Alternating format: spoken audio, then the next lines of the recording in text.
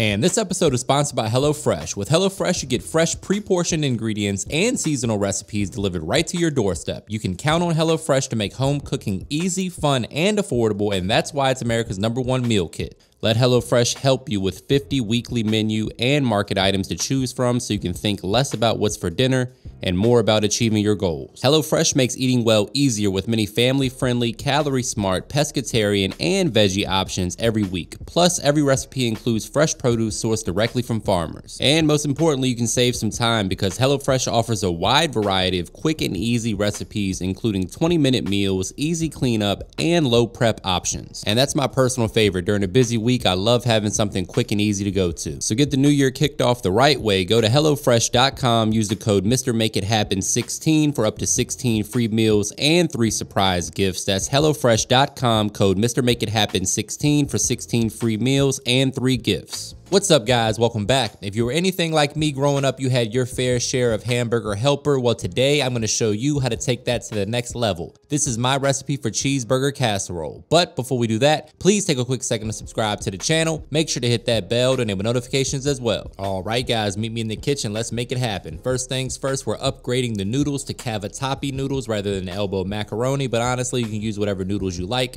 We're also going to boil these noodles in some beef stock to kind of beef up the beef flavor. I'm using about 4 to 5 cups of beef broth or beef stock to boil our noodles in. You want to boil them per package instructions. We're also going to bring some vegetables to the party. So as you can see here, we have a half of a red bell pepper and green bell pepper. We're going to dice that up nice and fine, and then we're also going to dice up 1 small yellow onion. These veggies are going to add some more flavor, color, and texture to our recipe today. Now, speaking of flavor, we're going to add some sun-dried tomatoes to the mix. These are optional, but they do pack a little additional flavor that I enjoy in this recipe, so give it a try. Next up, we're going to grate our cheese, basically getting all of our prep work done and out of the way up front. I'm using some mozzarella and some cheddar, but you can use whatever cheese blend you enjoy.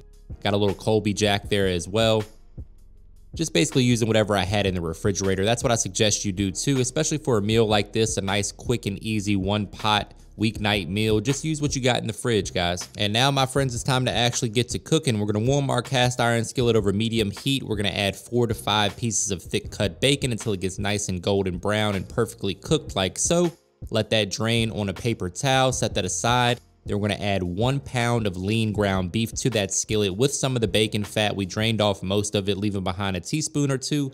We're gonna season that ground beef with our all-purpose seasoning or a blend of salt, pepper, garlic, and onion powder. We're also gonna add some smoked paprika to the party, but you can add whatever seasoning you like, guys. Whatever you got in the pantry. If you got a particular seasoning that you like on ground beef, then by all means, go ahead and use it.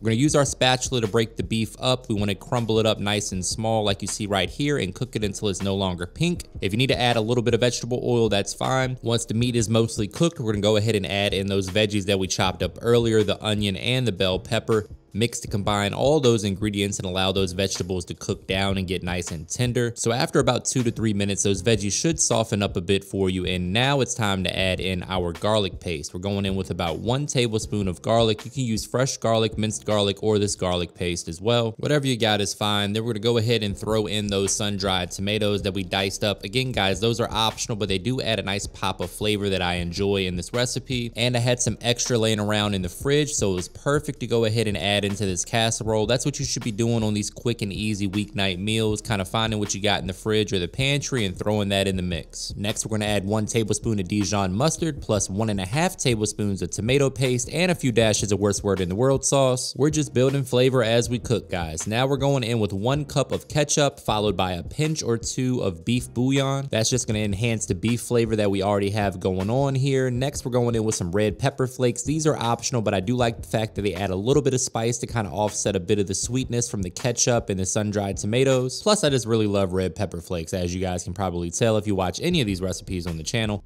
Quick reminder, guys, that all the specific measurements and ingredients are provided for you in the description box below. I've also been thinking about adding the written directions to my website for each of these recipes and putting a clickable link in the description box on YouTube. That way you can go access a printable recipe. Let me know what you think about that in the comments. Next, we're going to add 1 cup of beef broth. Bring that up to a simmer and allow all those flavors to come together. You want that beef broth to reduce a bit and things will start to thicken up, as you can see.